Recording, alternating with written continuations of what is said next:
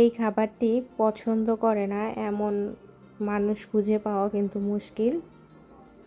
চলুন দেখি কি তৈরি করেছি।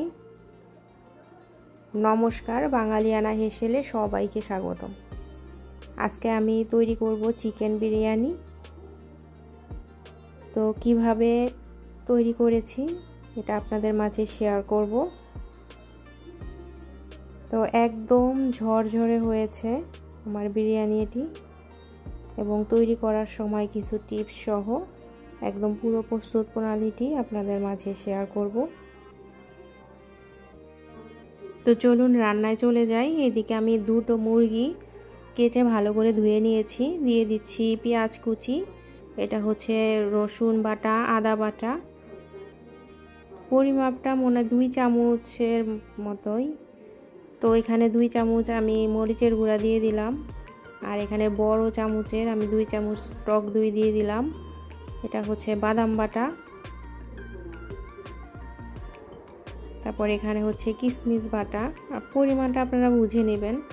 তারপর এখানে আমি সরিষার তেল দিয়ে দিলাম, আর এখানে 1 প্যাকেট বিরিয়ানি মশলা দিয়ে দিলাম। আমার এখানে আমি 1.5 কেজি চালের বিরিয়ানি রান্না করব, দুটো মুরগি দিয়ে। তো ভালোভাবে সব কিছু মেখে নিচ্ছি। লবণ দিয়ে দিলাম, লবণ দিতেই ভুলে গেছিলাম, পরে লবণ দিলাম। তো এদিকে মাখা শেষ, আমি প্রায় 1-1.5 ঘন্টার মতো মেখে রেখেছিলাম।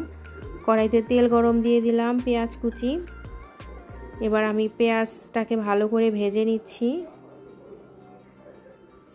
অল্প পরিমাণে লবণ দিয়ে দিলাম।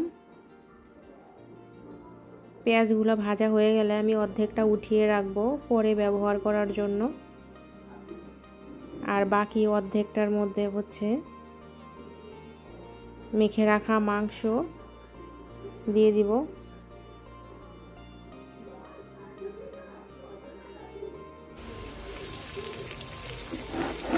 এত অল্প তেলে আমি এটা রান্না করেছি। দিয়ে দিচ্ছি মাংসগুলো। এবার সবগুলো মাংস আমি এই তেলের মধ্যেই কষিয়ে নিচ্ছি।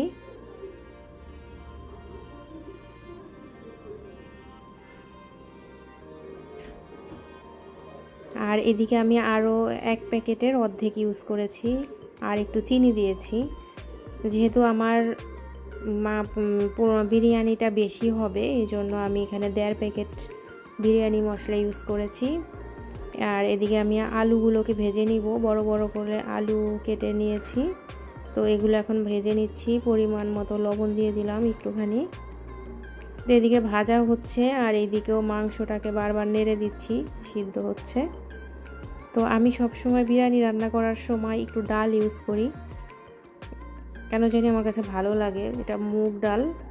তো মাংসের মধ্যে দিয়ে দিলাম, সিদ্ধ হয়ে যাবে। এটা খুবই সামান্য, বলতে পারেন তাহলে তো খিচুড়ি হয়ে যাবে, খিচুড়ি মুরগি, কিন্তু না, এটা একদম খুবই সামান্য। খিচুড়িতে কিন্তু ডালের পরিমাণটা অনেক বেশি থাকে, আর এখানে আমি অল্প একটু ইউজ করেছি, প্রায় 1 কাপের মতো ডাল। তো এদিকে আলুগুলো লাল লাল করে ভেজে নিয়েছি, আর এদিকে আমার মাংসটাও কিন্তু সিদ্ধ হয়ে গেছে। তো আমি এগুলো নামিয়ে রাখবো। আর হচ্ছে আমি এখন চালের কাছে চলে যাব। চাল হচ্ছে আমি এটা চিনি গুঁড়া চাল নিয়েছি, যে কোনো চাল নিতে পারেন। তো এইদিকে আমি পানি ফুটতে দিয়ে দিলাম, অল্প একটু লবণ দিলাম, আর হচ্ছে ঝরঝরা হওয়ার জন্য অল্প একটু সরিষার তেল উপরে দিয়ে দিয়েছি, 1 কাপের পরিমাণ, 1 কাপ। তো এইদিকে আমি চালটাও দিয়ে দিয়েছি। এগুলো জাস্ট ফুটে উঠলেই উঠিয়ে ফেলবো। দেখবো এটা কিন্তু পুরোপুরি সিদ্ধ করা যাবে না।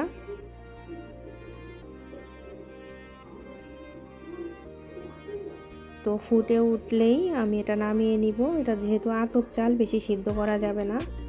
আবার ভাপে বসাবো, তখনও সিদ্ধ হয়ে যাবে। এইদিকে আমি 1.5 কাপের মতো দুধ নিয়েছি, গরুর দুধ। দিয়ে দিচ্ছি ঘি 2 চামচের মতো, একটু পরিমাণে চিনি দিয়ে দিলাম, আর হচ্ছে এখানে গুঁড়ো দুধ দিয়ে দিচ্ছি। পুরো বিরিয়ানিটা কিন্তু এইটাই স্বাদটা নিয়ে আসবে।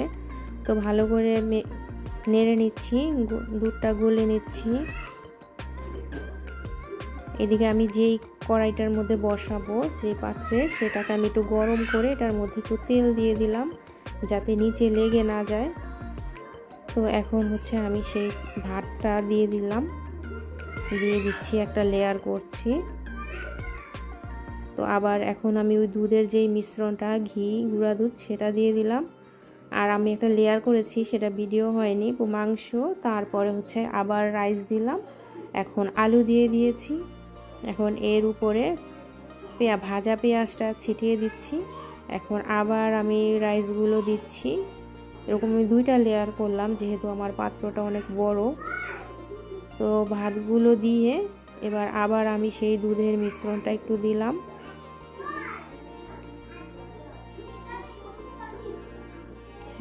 ভালো করে দিয়ে দিচ্ছি সব জায়গায়।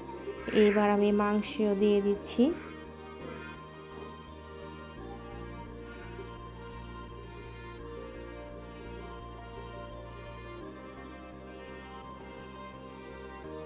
প্রথম লেয়ারটি কিন্তু ভুলে ভিডিও করা হয়নি। এরপরে দিয়ে দিয়েছি আলু বাখারা। এবার ওই পেঁয়াজ ভাজা, এরপরে আবার রাইস দিয়ে দিচ্ছি। এবার পুরোটা কভার করে দিব।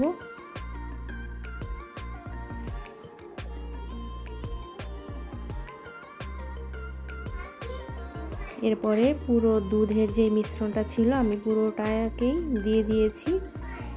এখন দিয়ে দিচ্ছি সেই আমার ভাজা পেঁয়াজ, আর আমি কয়েকটা কাঁচা মরিচ সেই দিয়ে দিচ্ছি, মানে ভিতরে ভিতরে ঢুকিয়ে দিচ্ছি।